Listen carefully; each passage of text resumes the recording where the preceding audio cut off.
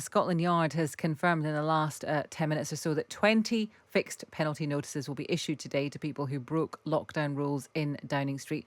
Lucy Fisher, our chief political commentator, is back. We're working very hard today, Lucy. So 20. 20 fines. We don't know if some of those have been applied to the same people.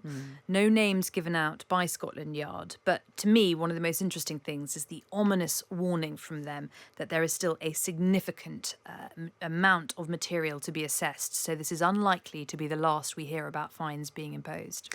And what do we know about, because I just remember at one point there were how many photographs that were handed in? Was it 300 or something like that they've obviously to go through, plus all the other evidence?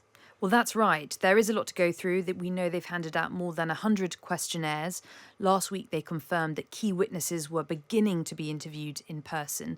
This has got a long way to run, but I'm fascinated to see today whether Downing Street can hold the line that we heard on the morning broadcast round before Scotland Yard came out today saying, look, there's a police investigation. We couldn't possibly comment. I don't think that's going to be good enough.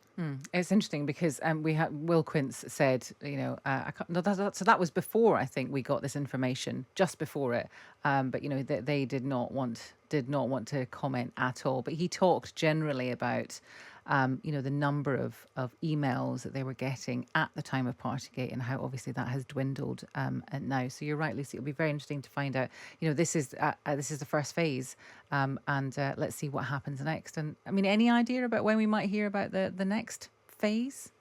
No, the Met has been taking its time, I think it's fair to say, on this front. I'm told by people ensnared by the investigation that they are going through it methodically, event by event. That's why there's been such a delay, and some people getting questionnaires feeling that that's unfair, that they've only been roped in later when they thought perhaps all the questionnaires had been handed out.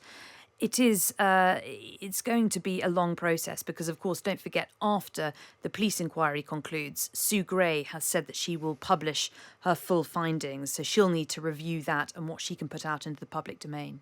Okay, Lucy, thank you very much for that. That's Lucy Fisher, our chief political commentator. It is now 9.